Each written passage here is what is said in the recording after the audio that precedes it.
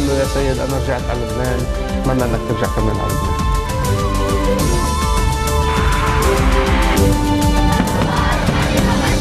قرار صادر من مجلس الجامعة تسمية حزب الله الإرهابي.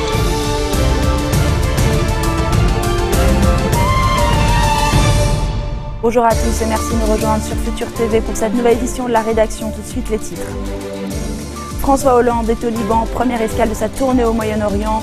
De souhaiter revenir quand il y aurait un président, a déclaré le chef de l'État français, côté de Nabi Berri au Parlement. À Genève, l'émissaire spécial de l'ONU pour la Syrie a proposé une solution incluant Bachar el-Assad, rejet catégorique de l'opposition syrienne. À l'heure où l'Europe verrouille ses frontières au passage des migrants, François visite le camp de Lesbos. Vous n'êtes pas seul à lancer le souverain pontife aux réfugiés. On débute bien entendu ce journal avec la visite de François Hollande au Liban. Ce déplacement s'inscrit dans le cadre d'une tournée régionale. Le président français est attendu demain au Caire et mardi en Jordanie. Son avion a atterri à 14h30 à l'aéroport de Beyrouth. Le chef de l'État a été accueilli par Samir Mokbel, le vice-président du Conseil des ministres et ministre de la Défense. Il s'est ensuite directement rendu au Parlement. Il a été accueilli place de l'Étoile par Nabi Berri, avec qui il s'est ensuite entretenu. Après un rapide point presse, François Hollande a rejoint le Sérail où il discute en ce moment avec le Premier ministre Tamam Salam. Le président français devrait s'exprimer d'ici peu de temps de nouveau au Liban. De nombreux dossiers l'attendent évidemment, à commencer par la suspension du contrat militaire franco-saoudien au Liban, mais aussi sur la crise de la vacance présidentielle ou de celle des réfugiés. François Hollande est d'ailleurs attendu demain dans un camp de réfugiés syriens où il rencontrera des familles qui espèrent obtenir l'asile en France. Dans l'optique des municipales, Saad Hariri apporte son soutien à l'ingénieur Jamal Itani. Ce dernier a été reçu aujourd'hui à la Maison du Centre par le chef du Coran du Futur. Je m'attellerai à restaurer la splendeur de la capitale, a déclaré le candidat aux élections municipales de Beyrouth prévues le 8 mai prochain. Les rumeurs contre le ministère des Télécoms ont des motivations politiques. Déclaration de Boutros Hareb dans une interview à La Voix du Liban. Il dément les accusations de corruption contre son ministère. Hier, l'unité de cybercriminalité des FSI a effectué une descente dans les locaux de la société THGV à Barbour. Les serveurs Internet appartenant à la compagnie de l'État Ogero ont été trouvés cachés dans des réservoirs d'eau. À l'heure où l'Europe verrouille ses frontières au passage des migrants, le pape lance un message fort. François est aujourd'hui sur l'île de Lesbos en Grèce où 3000 personnes vont être expulsées après avoir risqué la périlleuse traversée depuis la Turquie. Vous n'êtes pas seul, leur a lancé le souverain pontife.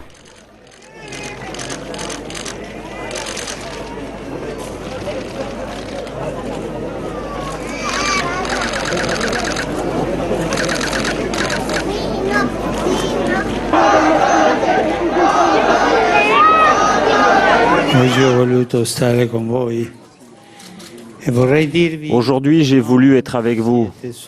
Je veux vous dire que vous n'êtes pas seul. Ces derniers mois et ces dernières semaines, vous avez beaucoup souffert dans votre recherche d'une meilleure vie. Beaucoup d'entre vous ont été obligés de fuir des conflits et des persécutions, surtout pour les enfants dont certains sont présents ici. À Genève, l'émissaire spécial de l'ONU pour la Syrie a proposé une solution incluant Bachar el-Assad, mais l'opposition l'a catégoriquement rejeté. Selon une source du HCM, le Haut Comité des négociations, Staffan de Mistura, a suggéré que le président syrien approuve la nomination de 3 vice-présidents choisis par les opposants et qu'il leur transfère ses pouvoirs militaires et politiques. Le chef d'État, lui, ne conserverait qu'une position protocolaire. Les opposants au régime de Damas refusent que le chef de Damas fasse partie de la solution politique au conflit syrien. Une nouvelle rencontre est donc prévue lundi avec le médiateur de l'ONU. Dans le nord de la Syrie, les combattants du groupe État islamique progressent face au régime, mais aussi face aux rebelles. De violents affrontements ont eu lieu dans la province d'Alep depuis plusieurs jours. Ces combats qui impliquent presque toutes les parties armées de ce conflit. À Doudiane, les rebelles sont quasiment encerclés par les djihadistes de l'EI. L'organisation gagne aussi du terrain face à l'armée syrienne près de Raïn Esser. Et puis enfin, dans l'ouest de la ville d'Alep, 2 civils d'un quartier pro-régime ont été tués par des tirs de rebelles. Le Japon endeuillé par 2 nouveaux séismes, c'est juste après une courte pause.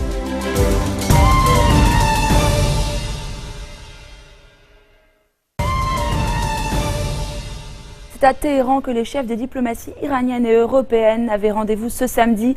On rend tout de suite l'antenne pour suivre la visite de François Hollande, le président français, qui se trouve actuellement au centre-ville.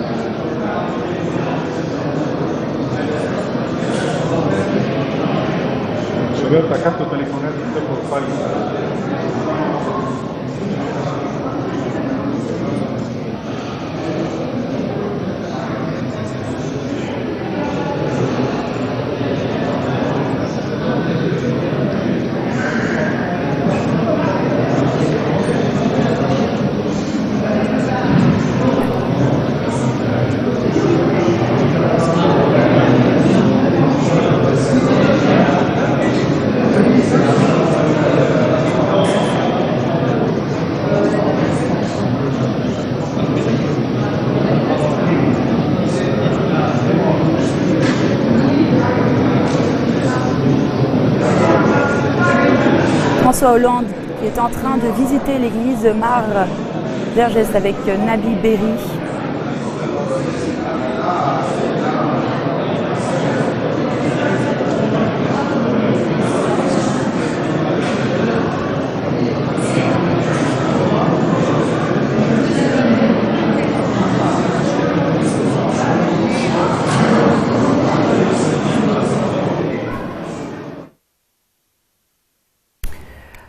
On reprend l'info. Le sud-ouest du Japon, de nouveau frappé par 2 séismes meurtriers. Au moins 18 personnes ont été tuées, des centaines d'autres blessées. C'est au petit matin qu'on se... Les secousses ont déclenché une gigantesque coulée de boue, provoquant des dégâts de très grande ampleur. Florent Rodeau.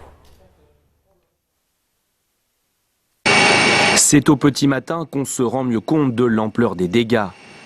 À l'image de cette route ensevelie par un impressionnant glissement de terrain, une bonne partie de la région de Kumamoto est désormais méconnaissable. Plus de 40 000 personnes ont déjà dû être déplacées, relogées pour la nuit dans des gymnases comme celui-ci. Aujourd'hui, plus de 1300 personnes cherchent un refuge et ce nombre va largement augmenter.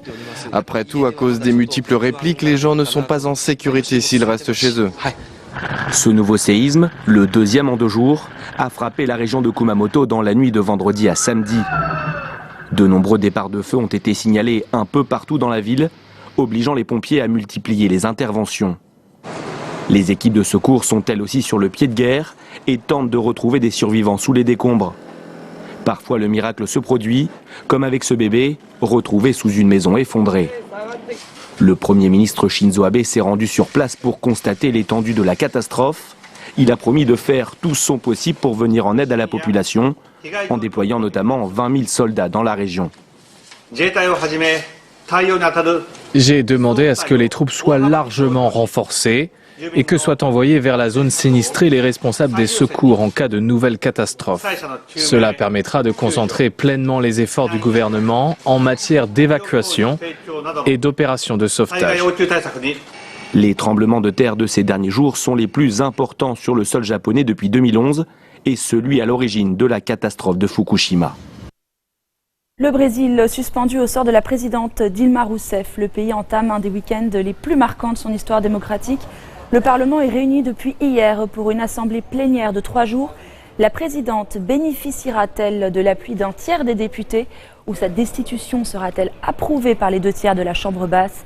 Verdict dimanche soir en direct à la télévision.